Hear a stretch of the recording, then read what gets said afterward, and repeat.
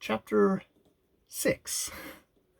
Several contrivances of the author to please the king and queen. He shows his skill in music. The king inquires into the state of England, which the author relates to him. The king's observations thereon. I used to attend the king's levee once or twice a week, and had often seen him under the barber's hand, which indeed was at first very terrible to behold, for the razor was almost twice as long as an ordinary scythe. His Majesty, according to the custom of the country, was only shaved twice a week. I once prevailed on the barber to give me some of the suds or lather, out of which I picked 40 or 50 of the strongest stumps of hair. I then took a piece of fine wood and cut it like the back of a comb, making several holes in it at equal distances, with as small as needle as I could get from Gllvr. I fixed in the stumps so artificially, scraping and sloping them with my knife towards the points, that I made a very tolerable comb, which was a seasonable supply, my own being so much broken in the teeth that it was almost useless. Neither did I know any artist in that country so nice and exact as would undertake to make me another. And this puts me in mind of an amusement, wherein I spent many of my leisure hours. I desired the Queen's women to save for me the combings of Her Majesty's hair, whereof in time I got a good quantity, and consulting with my friend the cabinet maker, who had received general orders to do little jobs for me, I directed him to make 2 chair frames, no larger than those I had in my box, and to bore little holes with a fine awl, rounding those parts where I designed the backs and seats. Through these holes I wove the strongest hair I could pick out, just after the manner of cane chairs in England. When they were finished, I made a present of them to Her Majesty, who kept them in her cabinet, and used to show them for curiosities, as indeed they were the wonder of everyone who beheld them. The Queen would have me sit upon one of these chairs, but I absolutely refused to obey her, protesting I would rather die than place a dishonorable part of my body on those precious hairs that once adorned Her Majesty's head. Of these hairs, as I had always a mechanical genius, I likewise made a neat little purse about 5 feet long, with Her Majesty's name deciphered in gold letters, which I gave to Gllvr by the Queen's consent. To say the truth, it was more for show than use, being not of strength to bear the weight of the larger coins, and therefore she kept nothing in it but some little toys that girls are fond of. The king, who delighted in music, had frequent concerts at court, to which I was sometimes carried and set in my box on a table to hear them, but the noise was so great that I could hardly distinguish the tunes. I am confident that all the drums and trumpets of a royal army beating and sounding together just at your ears could not equal it. My practice was to have my box removed from the place where the performers sat, as far as I could, then to shut the doors and windows of it, and draw the window curtains, after which I found their music not so disagreeable. I had learned in my youth to play a little upon the spinet. Gllvr kept one in her chamber, and a master attended twice a week to teach her. I called it a spinet, because it somewhat resembled that instrument, and was played upon in the same manner. A fancy came into my head that I would entertain the king and queen with an English tune upon this instrument. But this appeared extremely difficult, for the spinet was near 60 feet long, and each key being almost a foot wide, so that with my arms extended, I could not reach up to above 5 keys, and to press them down required a good smart stroke with my fist, which would be too great a labor, and to no purpose. The method I contrived was this. I prepared 2 round sticks, about the bigness of common cudgels. They were thicker at one end than the other, and I covered the thicker ends with pieces of mouse's skin, that by rapping on them I might neither damage the tops of the keys nor interrupt the sound. Before the spinet a bench was placed, about 4 feet below the keys, and I was put upon the bench. I ran sidling upon it, that way and this, as fast as I could, banging the proper keys with my 2 sticks, and made a shift to play a jig, to the great satisfaction of both their majesties. But it was the most violent exercise I ever underwent, and yet I could not strike above 16 keys, nor consequently play the bass and treble together, as other artists do, which was a great disadvantage to my performance. The king, who, as I before observed, was a prince of excellent understanding, would frequently order that I should be brought in my box and set upon the table in his closet. He would then command me to bring one of my chairs out of the box, and sit down within 3 yards distance upon the top of the cabinet, which brought me almost to the level with his face. In this manner I had several conversations with him. I one day took the freedom to tell his majesty that the contempt he discovered towards Europe and the rest of the world did not seem answerable to those excellent qualities of mind that he was master of, that reason did not extend itself with the bulk of the body. On the contrary, we observed in our country that the tallest persons were usually the least provided with it, that amongst other animals, bees and ants had the reputation of more industry, art, and sagacity than many of the larger kinds, and that, as inconsiderable as he took me to be, I hoped I might live to do his majesty some signal service. The king heard me with attention, and began to conceive a much better opinion of me than he had ever before. He desired I would give him as exact an account of the government of England as I possibly could, because, as fond as princes commonly are of their own customs, for so he conjectured of other monarchs by my former discourses, he should be glad to hear of anything that might deserve imitation. Imagine with thyself, courteous reader, how often I then wished for the tongue of Demosthenes or Cicero, that I might have enabled me to celebrate the praise of my own dear native country in a style equal to its merits and felicity. I began my discourse by informing his majesty that our dominions consisted of 2 islands, which composed 3 mighty kingdoms under one sovereign, besides our plantations in America. I dwelt long upon the fertility of our soil and the temperance of our climate. I then spoke at large upon the constitution of an English parliament, partly made up of an illustrious body called the House of Peers, persons of the noblest blood, and of the most ancient and ample patrimonies. I described that extraordinary care always taken of their education in arts and arms, to qualify them for being counsellors both to the king and kingdom, to have share in the legislature, to be members of the highest court of the judiciary, whence there can be no appeal, and to be champions always ready for the defense of their prince and country, by their valor, conduct, and fidelity. That these were the ornament and bulwark of the kingdom, worthy followers of their most renowned ancestors, whose humour had been the reward of their virtue, from which their posterity was never once known to degenerate. To these were joined several holy persons, as part of that assembly under the title of bishops, whose peculiar business is to take care of religion, and of those who instruct the people therein. These were searched and sought out through the whole nation by this prince and his wisest counsellors, among such of the priesthood as were most deservedly distinguished by the sagacity of their lives and the depth of their erudition, who were indeed the spiritual fathers of the clergy and the people. That the other part of the Parliament consisted of an assembly called the House of Commons, who were all principal gentlemen, freely picked and called out by the people themselves for their great abilities and love of their country, to represent the wisdom of the whole nation, and that these 2 bodies made up the most august assembly in Europe, to whom, in conjunction with the prince, the whole legislature is committed.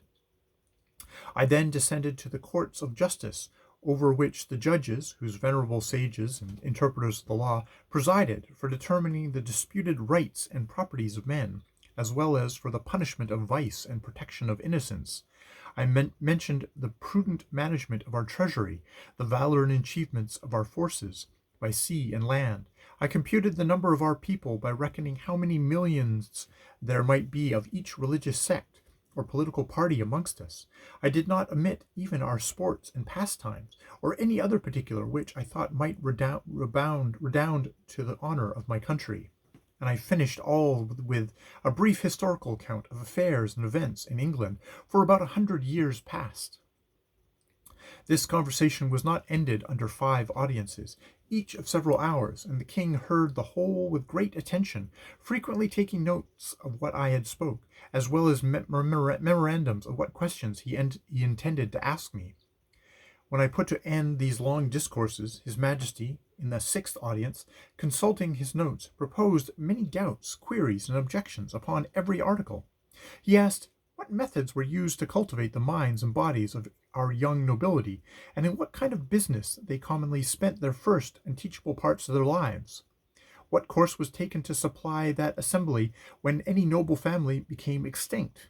What qualifications were necessary in those who were to be created new lords, whether the humour of the prince, a sum of money to a court lady, or a design of strengthening a party opposite to the public interest ever happened to be the motives in these advancements? What share of knowledge these lords had in the laws of their country, and how they came by it, so as to enable them to decide the properties of their fellow subjects in the last resort? Whether they were always so free from avarice, partiality, or want that a bribe or some other sinister view could have no place among them? Whether these holy lords I spoke of were always promoted to that rank upon the account of their knowledge in religious matters and the sanctity of their lives, had never been compilers with the times, while they were common priests or slavish prostitute chaplains to some nobleman, whose opinion they continued servilely to follow after they were admitted into that assembly. He then desired to know what arts were practised in electing those whom I called commoners, whether a stranger with a strong purse might not influence the vulgar voters to choose him before their own landlord, or the most considerable gentleman in the neighbourhood. How it came to pass that people were so violently bent upon getting into this assembly, which I allowed to be a great trouble and expense, often to the ruin of their families, without any salary or pension, because this appeared such an exalted strain of virtue and public spirit that his Majesty seemed to doubt it might not possibly always be sincere.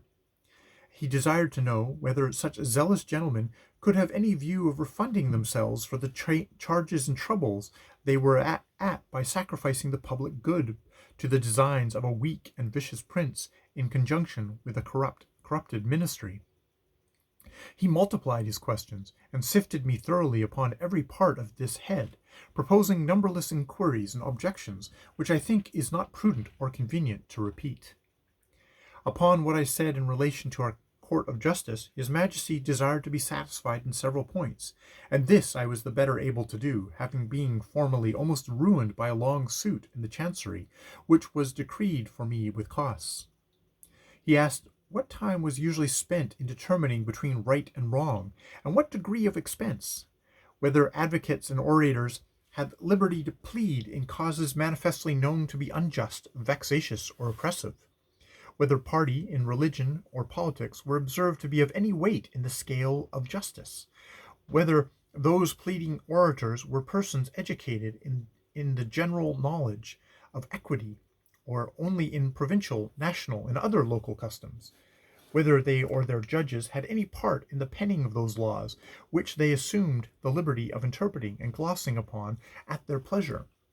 whether they had ever, at different times, pleaded for and against the same cause and cited precedents to prove contrary opinion; whether they were a rich or poor corporation; whether they had received any pecuniary reward for pleading or delivering their opinions; and particularly whether they were ever admitted as members in the lower senate.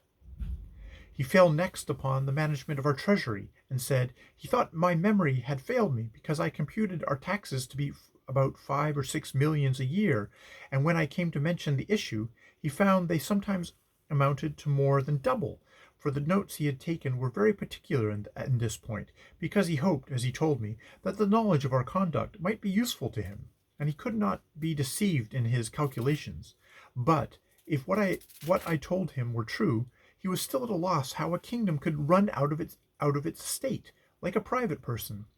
He asked me who were our creditors, and where we found money to pay them. He wondered to hear me talk of such changeable and expensive wars, that certainly we must be a quarrelsome people, or live among very bad neighbors, and that our generals must need be richer than our kings. He asked what business we had out of our own islands, unless upon the score of trade or treaty, or to defend the coasts with our fleet. Above all, he was amazed to hear me talk of a mercenary standing army in the midst of peace and among a free people. He said, if we were governed by our own consent, in the persons of our representatives, he could not imagine of whom we were afraid, or against whom we were to fight, and would hear my opinion whether a private man's house might not be better defended by himself, his children, and family, than a half-dozen rascals picked up at a venture in the streets for small wages, who might get 100 times more by cutting their throats. He laughed at my odd kind of arithmetic, as he was pleased to call it, in reckoning the numbers of our people by a computation drawn from the several sects amongst us in religion and politics. He said he knew no reason why those who entertained opinions prejudicial to the public should be obliged to change, or should not be obliged to conceal them, as it was a tyranny in any government to acquire the first, so it was weakness not to enforce the second, for a man may be allowed to keep poisons in his closet, but not to vend them about for cordials. He observed that among the diversions of our nobility and gentry, I had mentioned gaming. He desired to know at what age this entertainment was usually taken up, and when it was laid down, how much of their time it employed, whether it ever went so high as to affect their fortunes, whether mean, vicious people, by their dexterity in that art, might not arrive at greater riches, and sometimes keep our very nobles in dependence, as well as habituate them to vile companions, wholly to take them from the improvement of their minds, and force them, by the losses they receive, to learn and practice that infamous dexterity upon others. He was perfectly astonished with the historical account I gave him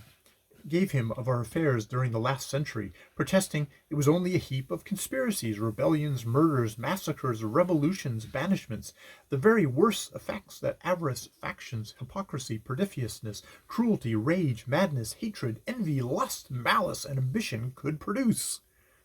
His Majesty, in another audience, was at pains to recapitulate the sum of all I had spoken, compared the questions he had made with the answers I had given, then taking me into his hand and stroking me gently, delivered himself in these words, which I shall never forget, nor the manner he spoke them in.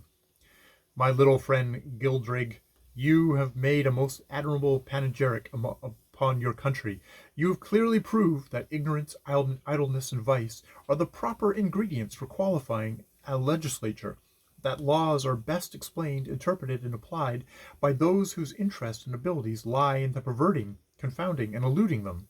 I observe among you some lines of an institution which, in its origin, might have been tolerable, but these half erased, and the rest wholly blurred and blotted by corruptions. It does not appear, from all you have said, how any one perfection is required towards the procurement of any one station among you, much less that men are ennobled on account of their virtue, that priests are advanced for their piety or learning, soldiers for their conduct or valor, judges for their integrity, senators for their love of their country, or counselors for their wisdom. As for yourself, continued the king, who have spent the greatest part of your life in traveling, I am well disposed to hope that you may hitherto have escaped many vices of your country, but what I have gathered from your own relation and answers, I have with much pains wrung and extorted from you. I cannot but conclude the bulk of your natives to be the most pernicious race of little odious vermin that nature ever sufficed to crawl upon the surface of the earth.